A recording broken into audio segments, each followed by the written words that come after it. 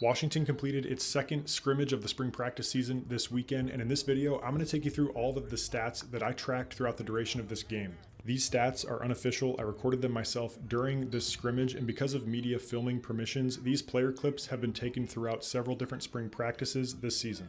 The biggest standouts of this scrimmage came on the defensive side of the ball. Ryan Walters' group recorded 2 interceptions, 7 quarterback hurries, 11 tackles for loss, and 6 pass breakups. Edge Jacob Lane found the stats column early with a pass breakup and a tackle for loss in the first 3 series, and he talked about his performance afterwards. Yeah, I felt confident in the way I played today. I just came out, worked on my preparation all week, just trying to get set in with all the new scheme that we've been learning, and just keep my head down and working. And so I think it's been paying off. He also had 2.5 stops, which I define as a defensive win, a tackle at or just beyond the line of scrimmage. Outside linebacker coach Aaron Van Horn had some thoughts on the junior after the scrimmage. Yeah, just daily deposits, right? Daily deposits. We talk a lot about don't be a yo-yo, right? Be the same guy. And so he's done a really good job, just trying to get consistency out of him, right? Just stay consistent, don't get too high, don't get too low. But I'm proud of what he's done. Isaiah Ward had a quality day on the edge as well. He had 2 stops, 3 quarterback hurries, 1.5 no-contact sacks, and he and Taitai Uyunglele shared a safety, bringing down the quarterback in the end zone. T.O.'s done an unbelievable job with those guys, flipping their bodies. Jacob Lane, Isaiah Ward, right? Rahshawn Lynch, all 3 of those guys done a really good job flipping their bodies. Just proud of the way they're working, right? Putting a lot of extra time in. So. Without Zach Durfee this spring, that trio of edge rushers, Isaiah Ward, Jacob Lane, and Deshaun Lynch, have been sharing the bulk of the starts. Lynch recorded 1.5 stops during the scrimmage, and Aaron Van Horn talked about his athleticism. I think it's rare that you find a guy that weighs 300 pounds like he does and can move like he can in space, and plays physical. He's a really athletic guy, moves well, can cover space, but also play in the box and set the edge and stuff like that. So he's really taken up the next step to me, the physicality piece. We really challenged him, physicality wise, and I'm proud of the way he's kind of embraced the physicality piece of his role in the defense. Yeah, I think we have a lot of good guys in our room. I think that just with the amount of talent that we have, it just really helps us all push each other to get better. So whoever we have out there on the field, I'm confident that they're going to get the job done. It's a productive group of players on the edge, and it extends to the interior as well. Armon Parker and Ontario Thompson both had a quality day during the scrimmage. Armon Parker recorded 2 stops, and Ontario Thompson had a stop, a quarterback hurry, and a sack on Saturday afternoon. Some other stats on the defensive line: Anas Davis, Samote Pepa, and Omar Khan each had a tackle for loss. Moving into the secondary, Rahshawn Clark had himself another interception during the scrimmage. He's up to 7 now this spring during team periods. The redshirt freshman has been on the field with the starters more often than he's been with the second team, and he's been rotating both at the nickelback position and at cornerback. He's an instinctual defensive back, and he's routinely finding and making plays on the football. Secondaries coach John Richardson talked about it.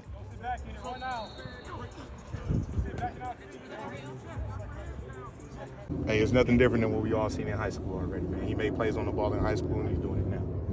The defense had 2 interceptions on the day. The other was from Florida International transfer CJ Christian. It was a diving interception on an overthrown pass, and we've seen him on the field with the starters at the post safety position all spring. I have a whole safety video breaking down the 2 positions in this defense if you're interested in that. And Rylan Dillard Allen also had a really quality quarterback hurry, forcing an incompletion. Up at the box safety position, Northern Arizona transfer Alex McLaughlin had 2 tackles for loss during the scrimmage. His ability to play closer to the formation is paying off because he's been diagnosing run plays really quickly and finding his way into the backfield routinely. He played a similar role at safety at Northern Arizona, and it's translating to Washington really well. But there's been a lot of rotation of players between the 2 safety positions, and that's by design. Well, the thing is, being DBU here, it's DBU, not position. You know what I mean? So one thing that we're looking forward in recruiting is making sure we get DBs that can play multiple spots. And so when you see guys bounce around in different positions, that's by design. That way that we can build both versatile DBs at all times. So you'll see guys pretty much everywhere in practice. Arizona transfer cornerback Tacario Davis had 2 pass breakups during the scrimmage, and one of them was a really acrobatic play where he utilized his 6'4" frame. He had his back to the receiver, the ball was underthrown, and he was able to get his left arm back to break up the pass. Earlier this week, he talked about the strength of the cornerback room. We all play together, you know what I'm saying? Every day we come out here, we trying to win, you know what I'm saying? Be a good defense, come out here, compete, and stacking days. Also in that group is cornerback Leroy Bryant. He blocked a 43-yard field goal during the scrimmage. It came around the left side of the line of scrimmage, and it bounced into the hands of Paul Menke Jr., who took it back for a touchdown. I thought this defense showcased well during the scrimmage, and afterwards, Aaron Van Horn talked about what it's like to coach for Ryan Walters. Coach Walters, man, it's an absolute blessing to work with him. You know, the entire staff, top to bottom. As a young coach, it's just good to kind of bounce ideas off. You know, all these guys, they've all had multitude of locations and positions and experiences, but Coach Walt's unbelievable. I mean, he's the best defense coordinator in the country. I believe that, and it shows, right? The results show, and so just he expects energy, execution, and just consistency. You know what I mean? Just be the same guy. Right? Big piece already. Be the same guy. On the other side of the ball, the wide receiver room was without Denzel Boston. They have been all spring, but also Rasheed Williams and Omari Evans were not playing, dealing with some minor bang-ups. And that allowed true freshman Chris Lawson to lead the receiver room during the scrimmage. He had 7 catches for 67 yards and 2 touchdown receptions. His first touchdown was a really great adjustment to a ball that was thrown behind him, spinning away from the defender, pulling in the 5-yard touchdown. And his second touchdown grab was another short yardage play off a dart from Damon Williams Jr.